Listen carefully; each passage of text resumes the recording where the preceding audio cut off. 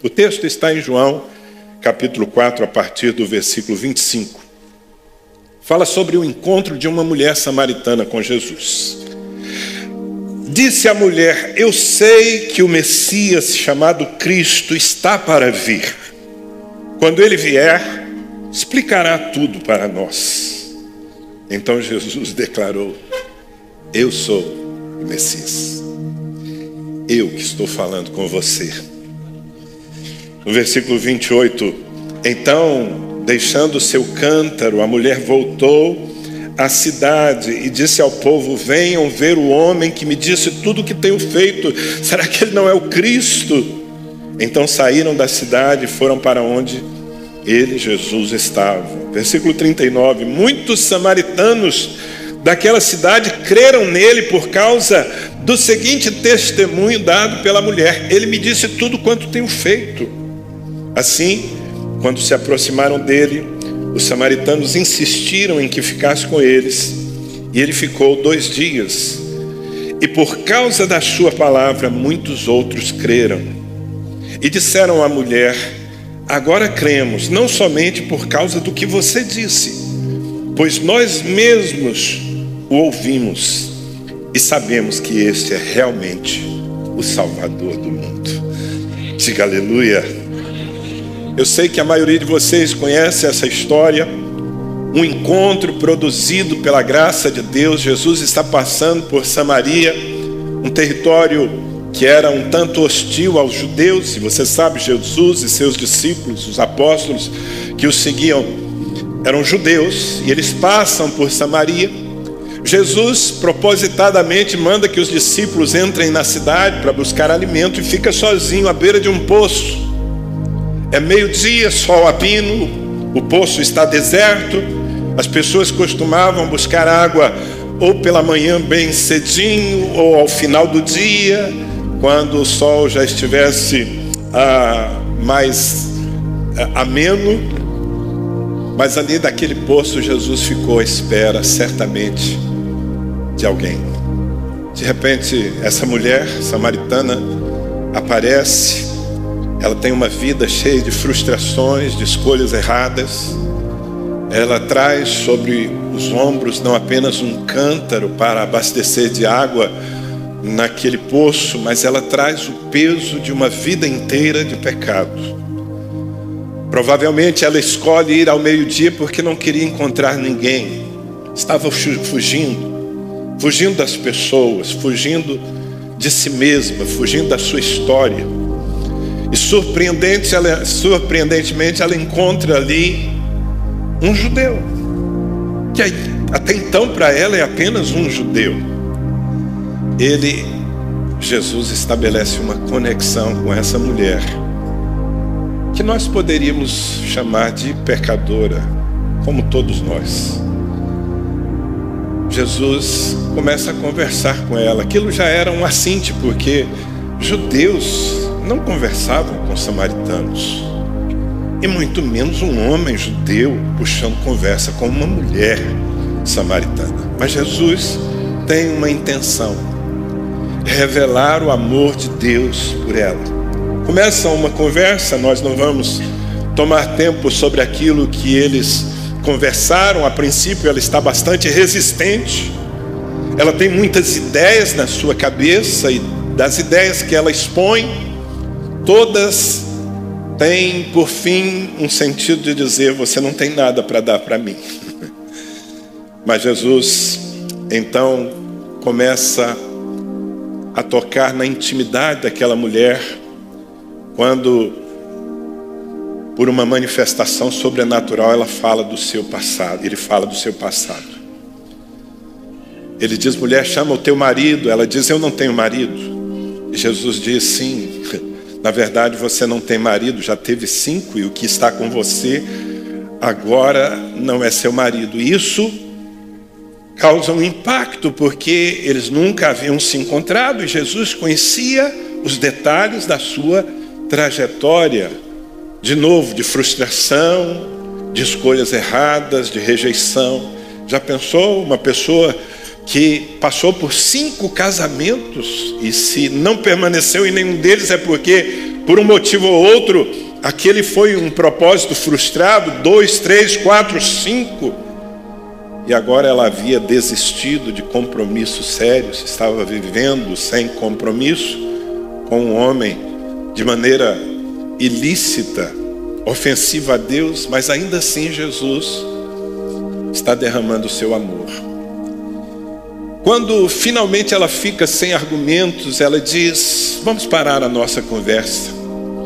Eu sei que muitas coisas da minha cabeça estão confusas, mas nós aguardamos o Messias. O Messias virá, ele está para vir e ele responderá a todas as nossas questões. A confusão que eu tenho da alma, vai chegar um tempo em que alguém enviado por Deus, o Messias, virá. E quando ela diz isso, Jesus olha nos seus olhos e fala: eu sou o Messias.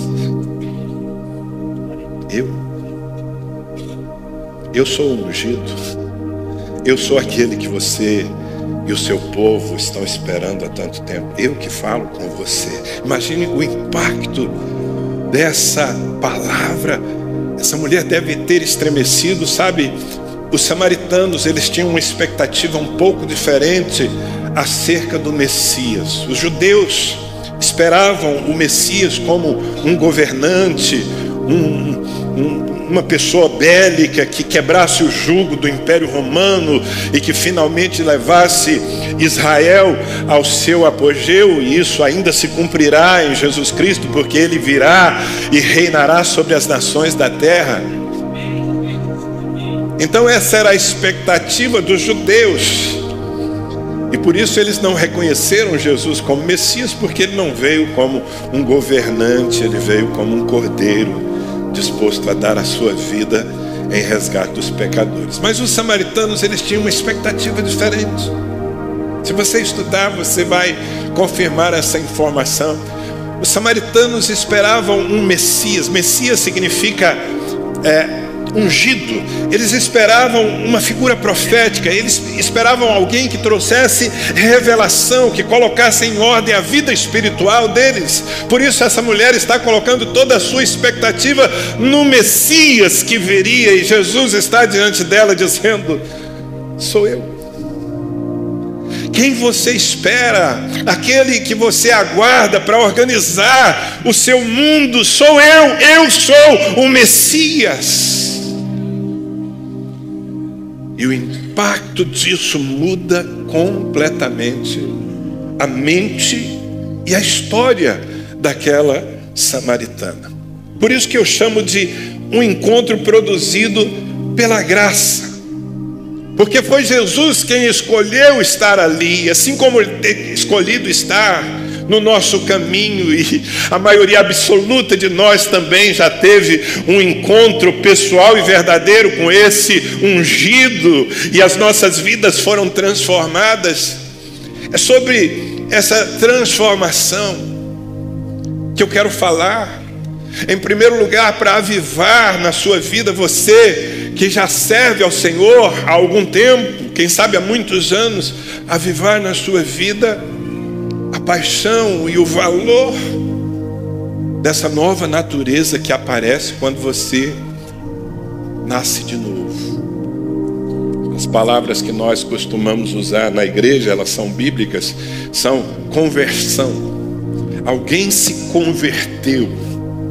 Você sabe que conversão é uma mudança radical de caminho. Eu estava indo numa direção, mas por algum motivo eu passei por uma conversão. Jesus provoca uma conversão na nossa vida. O outro termo também bíblico, aliás usado pelo próprio Jesus, é novo nascimento. Nascer de novo é a experiência mais importante que uma pessoa pode ter. E nascer de novo não é reencarnar, tá? Porque a Bíblia diz que ao homem está ordenado morrer uma só vez, vindo depois disso o juízo. Então, se você aprendeu sobre muitas vidas, pelo menos esse ensino não está de acordo com a Bíblia. Nascer de novo é ganhar aqui e agora uma nova natureza. quando isso acontece, e é lindo ver, eu pelo menos vibro quando temos batismos, porque a gente tem uma maneira de ver aquilo que acontece dentro, aquilo que certamente vai ser percebido por quem está perto daquela pessoa. A gente pode ter uma experiência visual de um milagre, a transformação de um pecador em um filho de Deus. Isso é um milagre. E o que nós chamamos de conversão ou novo nascimento produz uma transformação na vida do ser humano tão radical que muitos sinais se manifestam a partir daí. E eu queria mostrar para você apenas alguns deles na experiência dessa mulher. O primeiro é que a conversão, o encontro com o verdadeiro Messias, nos traz uma nova compreensão espiritual. Veja, essa mulher, ela tinha crenças.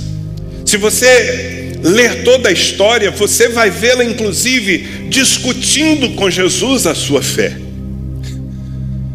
Enquanto ela tinha o seu coração fechado, enquanto ela não desfrutava de uma revelação, ela estava se antepondo a Cristo e dizendo: não é assim, eu aprendi com os meus pais de outra forma.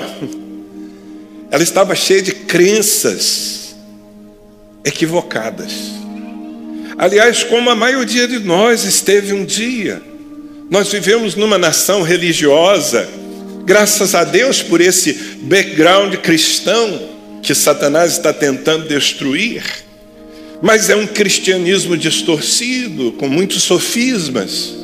Nós aprendemos muitas coisas, às vezes, com os nossos pais e na nossa trajetória, que não estão de acordo com a palavra de Deus. E a maioria das pessoas, numa nação como a nossa, numa cidade como a nossa, tem alguma percepção sobre Jesus.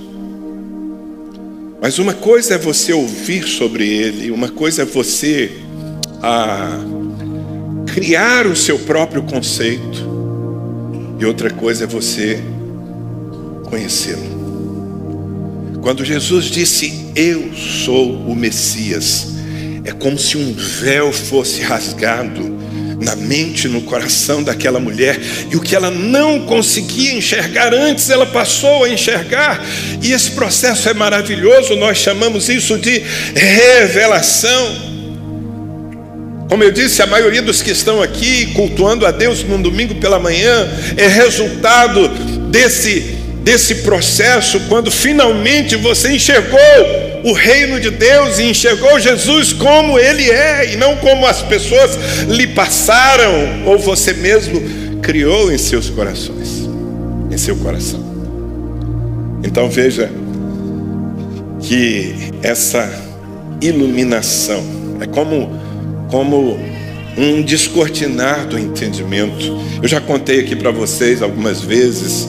Eu me lembro da minha adolescência, que embora eu tenha recebido desde muito pequeno conhecimento acerca de Cristo, as minhas avós eram crentes. O primeiro presente que as duas me deram foi uma Bíblia. Eu nem sabia ler ainda, mas o Jesus que eu conhecia era por informação, até os 15 anos, quando de fato me encontrei com Ele.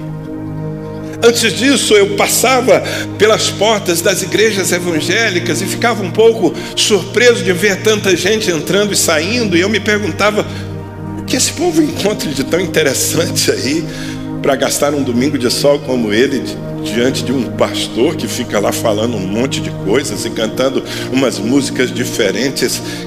Que sem graça deve ser a vida de um crente. Porque essa era a minha perspecção, a minha projeção a partir das trevas que eu vivia. Eu estava em escuridão.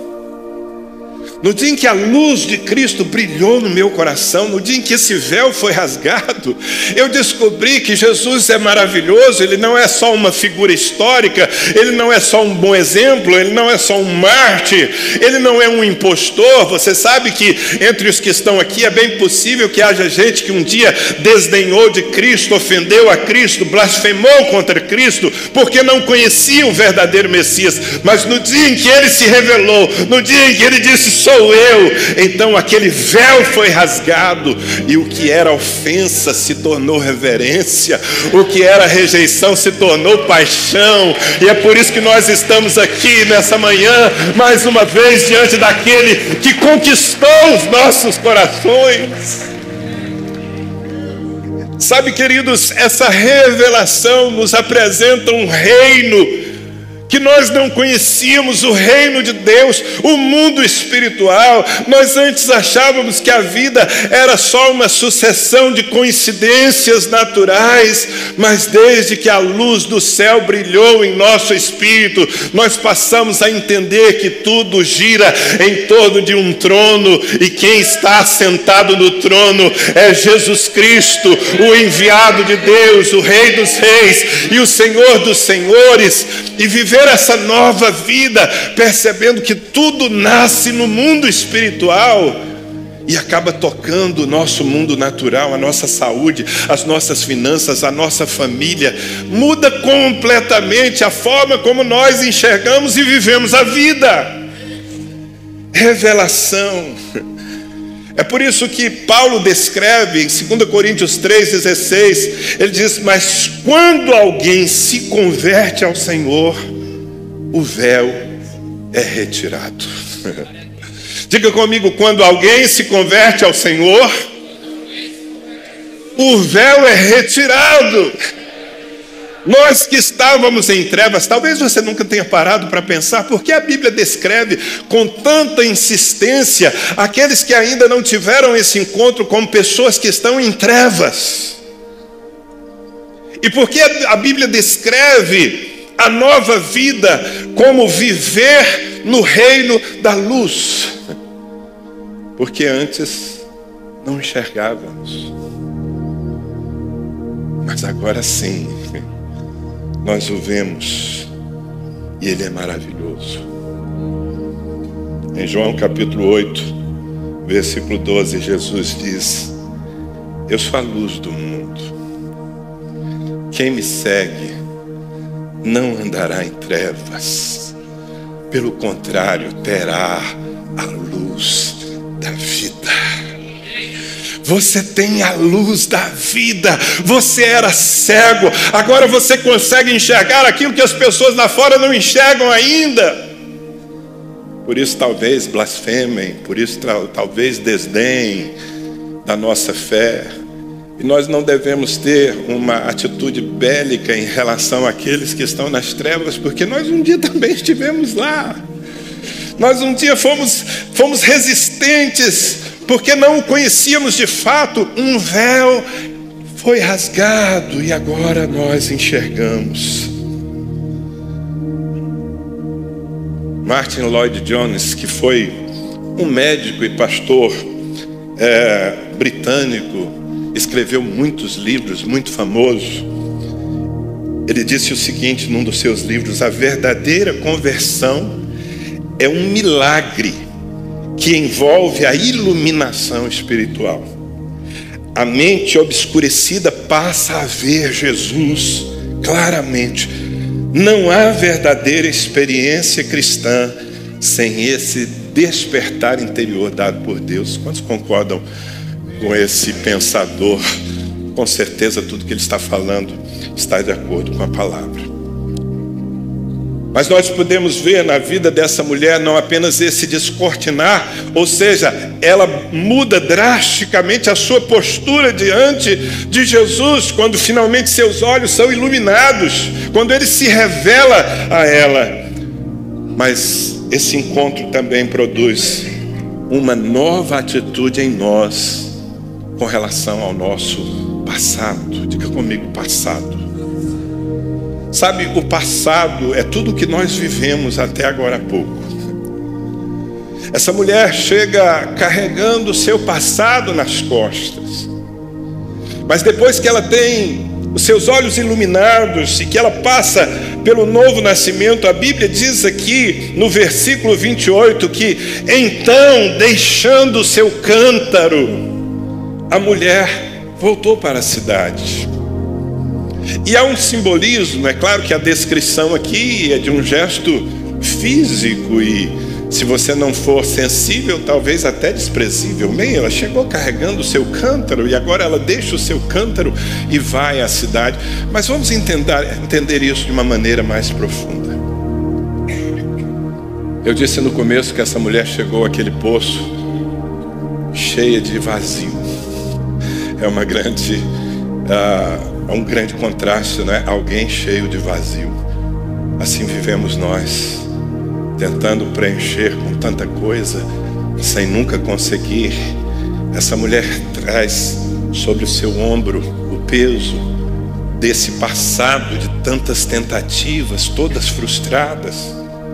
Certamente o peso da rejeição, porque passara por 5 casamentos e estava sozinha, pelo menos em termos de alguém que fizesse aliança com ela.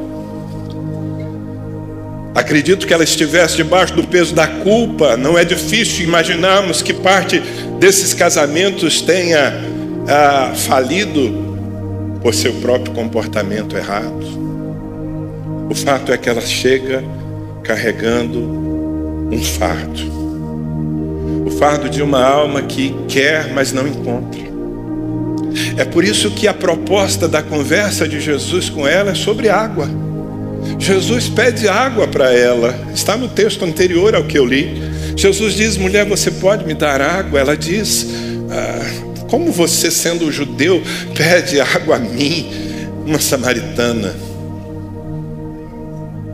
Jesus diz para ela: mulher, eu tenho uma água que, se você beber dela, você nunca mais terá sede.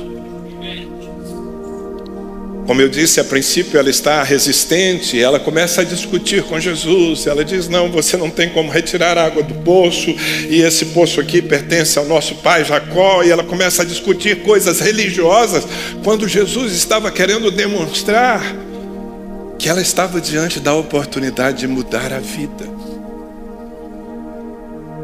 E de, ao invés de ficar todos os dias buscando a água num poço que não consegue saciá-la, ela poderia parar aquela busca e finalmente se dessedentar. Quando ela entende isso, quando essa mulher percebe que Jesus tem o que ela tanto buscou nos relacionamentos, nas aventuras, ela então deixa o seu fardo, ela deixa o seu cântaro, ela não precisa mais daquilo. E, amados, isso é uma das coisas mais lindas que acontecem na conversão. Porque agora, diante da graça que é oferecida a um pecador, que foi oferecida a ela ali, ela deixa tudo para trás e ela troca o seu fardo pesado pelo jugo leve e suave de Cristo. E aqui, para nós que já vivemos essa experiência, é maravilhoso caminhar sem o peso do pecado e da rejeição. Quantos concordam comigo? Amados, o peso do pecado é terrível. Se o pecado traz alguma forma de prazer, e traz, porque se não trouxesse não nos tentaria. Mas depois de pecar, depois de adulterar, depois de prostituir, depois de se entregar ao vício, às drogas, vem um vazio que parece que não tem fim. Vem um fardo que ser humano algum consegue carregar. E por isso a infelicidade de tanta gente. Mas quando alguém finalmente se encontra com o Messias e percebe que não é preciso correr a uma fonte, seja ela qualquer, todos os dias, que basta beber dele, então esse peso é tirado. É indescritível não ter mais culpa. Eu tenho estado diante de pessoas que carregam a culpa de terem destruído a sua família, de terem abortado um bebê na loucura da sua juventude.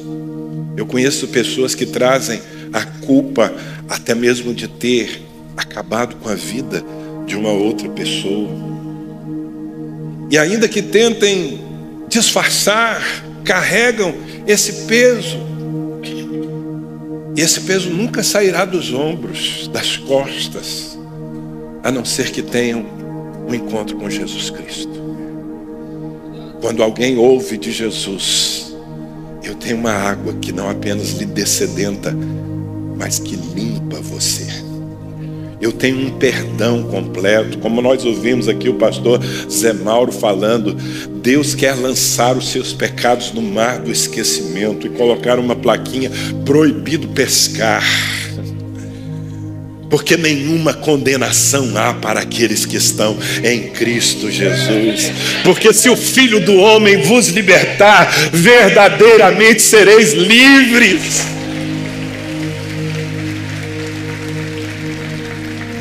Quando alguém descobre o perdão e o amor, veja, essa mulher está ao meio-dia buscando água num poço porque ela queria fugir dos outros. Ela tem vergonha de si mesma. Talvez ela esteja cansada de ver dedos apontando para a sua vida frustrada e torta. Mas veja, quando ela tem um encontro com o Messias, a sua primeira reação é deixar o cântaro e voltar para o meio das pessoas, porque agora ela não tem mais do que se envergonhar, ela tem uma nova vida. Aquele que está em Cristo é uma nova criatura, as coisas velhas já passaram, tudo se fez novo. O escrito de dívida é rasgado, irmãos. Que tremenda é a experiência da conversão. Não é religião. Infelizmente, algumas pessoas apenas trocam de igreja, apenas assumem uma nova religião. Isso não muda a vida de ninguém. Pode mudar alguns costumes e hábitos, agenda, mas o que muda a vida de uma pessoa é um encontro verdadeiro com aquele que diz: eu sou. Eu sou o Messias, eu sou o pão da vida, eu sou a luz do mundo, eu sou o caminho, eu sou a verdade. Eu sou. Quando descobrimos que Ele é, o fardo sai dos nossos ombros. Por isso Ele nos convidou a todos. Mateus capítulo 11, versículos 28 a 30. Venham a mim, todos os que estão cansados e sobrecarregados, e eu darei descanso a vocês. Tomem sobre vocês o meu jugo e aprendam de mim, pois sou manso e humilde de coração, e vocês encontrarão descanso para as suas almas, pois o meu jugo é suave e o meu fardo é leve. Quantos aqui já descobriram que o jugo de Jesus é suave, que o seu fardo é leve? Deixar o cântaro para trás, a culpa para trás, o vício para trás, a rejeição para trás, e viver uma nova vida a partir da perspectiva de que agora eu não sou mais apenas um pecador, eu sou um pecador perdoado e transformado em filho de Deus. Amém? Glória a Deus. Há um pastor muito conhecido, teólogo batista, chamado Luiz Saião. Ele recentemente, inclusive, passou por um problema sério de saúde. Todo o Brasil orou por ele. Num dos seus livros, o pastor Luiz Saião escreveu o seguinte: a conversão não apenas apaga pecados, mas reorienta a nossa história. O passado deixa de ser um peso insuportável para se tornar um testemunho vivo da graça redentora. Essa mulher não tem mais o cântaro, ela não precisa mais dele, ela tem agora um testemunho de transformação daquilo que o Messias fez em sua vida.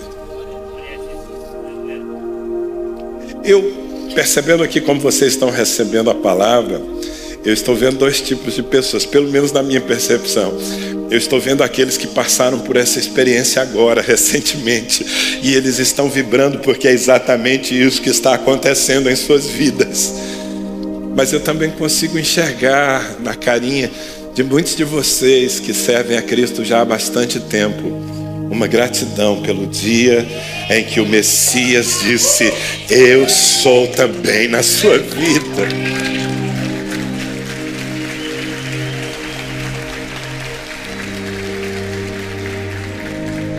E a conversão provoca também, queridos, uma nova postura em nós diante do mundo. Diz que a mulher, deixando o seu cântaro, voltou à cidade e disse ao povo da sua cidade: venham ver um homem que me disse tudo o que tenho feito. De certa forma ela está dizendo: eu encontrei o Messias, eu encontrei alguém que me conhece por dentro e por fora. Então perceba que mudou a sua perspectiva em relação ao mundo à sua volta. Antes ela queria fugir, se esconder. Antes ela se sentia condenada, indigna de dizer qualquer coisa a qualquer pessoa. Mas agora que ela tem um encontro com o ungido, agora ela troca tudo aquilo por um desejo enorme de compartilhar a sua experiência. Ela está numa outra posição. Ela não tem mais vergonha, ela tem paixão. Ela não se sente mais condenada, ela se sente perdoada, aceita, amada. E a partir dessa nova plataforma, ela se sente empoderada para influenciar pessoas. E sabe, como pastor, acompanhar essas histórias. Eu conheço a história de muitos de vocês aqui. Conheço a história de gente que chegou aqui com uma vida tão detonada, bagunçada, indigna, frustrada, mas que passou por esse encontro e foi refeito por Deus, e agora é um líder na casa do Senhor. Agora está fazendo discípulos, agora está influenciando, inclusive, gente que os rejeitou anteriormente. Esse é o poder da transformação. Amém? Então veja, não muda apenas a nossa perspectiva em relação a Deus e em relação a nós mesmos. A conversão muda a nossa perspectiva em relação ao mundo à nossa volta, porque livres da culpa, cheios do amor de Deus, empolgados com a nova vida. Tem alguém aqui empolgado com a nova vida? Nós queremos compartilhar a nossa nova vida. E se ainda houver aqui no meio dessa multidão nessa manhã alguém que não teve um encontro com Jesus Cristo, eu peço encarecidamente a você, talvez você tenha vindo acompanhar um parente, um amigo que lhe convidou para o seu batismo. Eu quero lhe pedir uma coisa: por favor, nos suporte. Por favor, nos suporte. Se nós ficamos em cima de você tentando lhe levar a Cristo, é porque é maior do que a gente, é ou não é, irmãos? É porque o impacto dessa mudança na nossa vida é tão grande que nós queremos que todos aqueles que nós amamos também vivam a experiência de ouvir dele mesmo: eu sou eu que estou falando com você. Muitos de nós aqui éramos pessoas tão recalcadas, fala a verdade. Eu sou um deles. Tão recalcadas, tão intimidadas, tão sem valor próprio. Mas de repente, depois de ser levantados, transformados, aceitos, selados pelo Espírito Santo, nós nos tornamos referência para outras pessoas. Nós nos oferecemos como modelo de fé, nós que até outro dia estávamos nos escondendo. Esse é o poder do novo nascimento. É a realização daquilo que Jesus disse em Mateus capítulo 5. Veja, versículos 14 em diante. Vocês são a luz do mundo. Não se pode esconder uma cidade construída sobre um monte. Também ninguém acende uma candeia e a coloca debaixo de uma vasilha. Ao contrário, coloca no lugar apropriado e assim ilumina a todos os que estão na casa. Assim brilhe a luz de vocês diante dos homens, para que vejam as suas boas obras e glorifiquem ao Pai de vocês que está nos céus. Brilhar a nossa luz agora é o nosso chamado. Eu acho muito interessante, porque essa mudança de perspectiva nos atribui também uma autoridade. Muitos de nós vivíamos debaixo do medo, do receio, intimidados. Mas quando você conhece a Cristo e se torna uma testemunha dele, então nada vai parar você. Eu vou falar isso de novo: nada vai parar você na sua fé. O relato que está em Atos capítulo 4, os apóstolos Pedro e João haviam sido açoitados, presos, porque estavam pregando o evangelho. E olha o que acontece. As autoridades injustas que os haviam punido, no versículo 18 de Atos 4, está escrito: então, chamando-os novamente, ordenaram-lhes que não falassem nem ensinassem em nome de Jesus. Mas Pedro e João responderam: julguem os senhores mesmo se é justo aos olhos de Deus obedecer aos senhores e não a Deus. E a ênfase que eu quero dar é no versículo 20: pois não podemos deixar de falar do que vimos e ouvimos.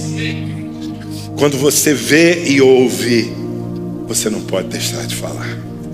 Amém?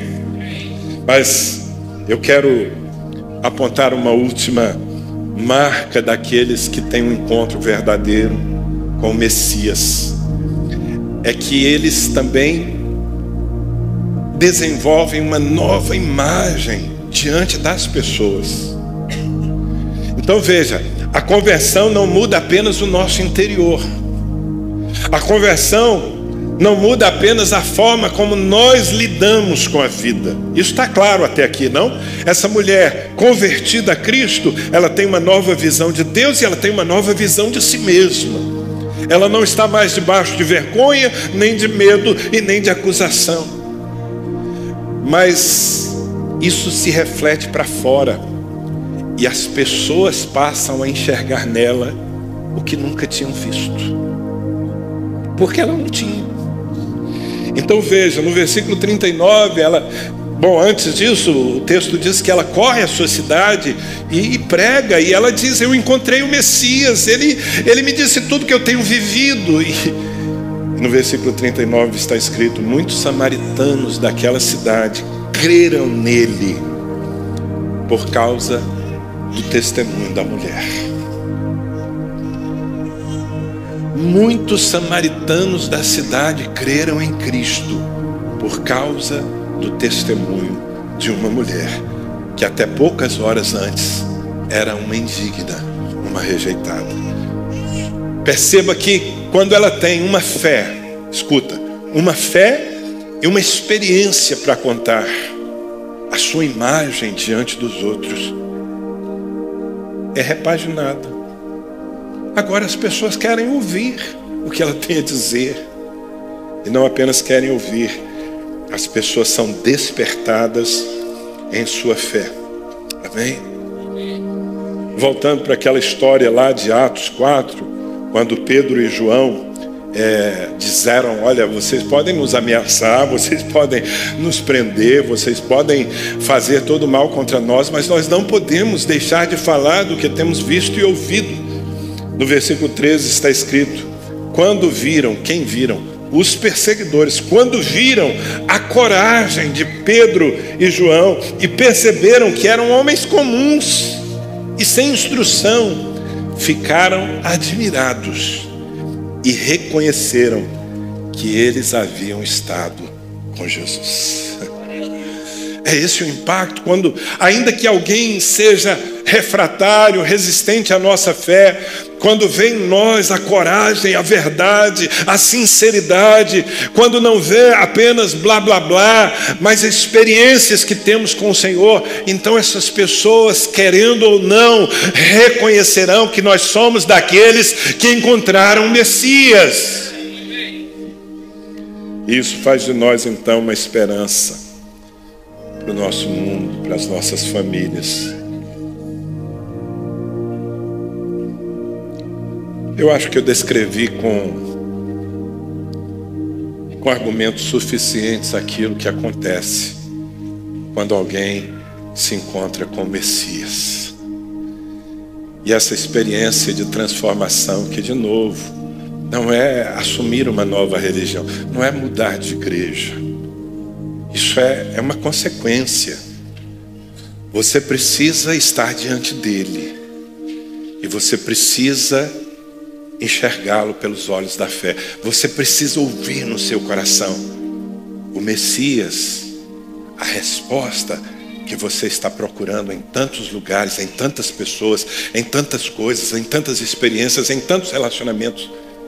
A verdade está em mim. Eu sou o Messias.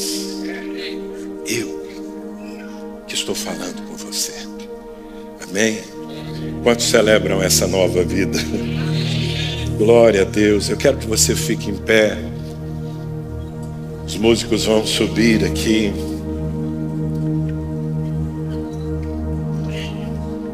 Se eu fosse chamado por Deus para ser o arauto de uma religião, eu acredito que eu estaria muito frustrado. Eu creio que eu nem conseguiria por tantos anos permanecer como um pastor. O meu propósito de vida, meu chamado, não é para promover uma religião. Meu chamado de vida é para levar pessoas à presença daquele que mudou a minha história. Esse é o seu chamado também, não é? Depois de ouvir essas coisas, eu acho que aqueles que antes da minha palavra vieram à frente dizendo: eu recebo Jesus, agora você está muito mais consciente do que de fato está acontecendo na sua vida. Eu quero confirmar que se você fez aquela oração com o pastor Zé Mauro aqui de uma maneira sincera, os seus olhos estão sendo abertos hoje. O reino de Deus vai passar a ser uma realidade tão tangível, tão real, que você vai querer estar aqui sempre. E você vai querer compartilhar a sua fé com todo mundo que você conhece. As pessoas vão começar a lhe enxergar de uma maneira diferente. Talvez algumas lhe rejeitem porque não querem uma vida com Deus. E agora você carrega a vida de Deus. Mas o fato é que ter se convertido, se você se converteu há 40, 50 minutos, ou se você se converteu há alguns meses e confirmou isso no batismo hoje, ou se você se converteu há alguns anos, ou se você se converteu há muitos e muitos anos, você é um milagre ambulante. Eu vou falar de novo, você é um milagre ambulante. Quantos aqui já se converteram a Cristo? Quantos aqui já nasceram de novo? Levante a sua mão, dê testemunho, levante a sua mão, levante a sua voz também. Seja transportado para aquele dia em que você de alguma forma ouviu dizendo: eu sou o Messias, eu que falo com você. Será que você pode se lembrar do dia da sua conversão? Do dia em que Jesus se apresentou e você se rendeu a Ele? Volte àquele dia e dê glória a Deus por isso, querido. Ali você recebeu uma nova natureza, uma nova vida. Ali o seu fardo foi arrancado, ali o seu cântaro perdeu a utilidade, você não precisa mais dele. Benditos são aqueles que vivem a vida de Deus, a vida eterna.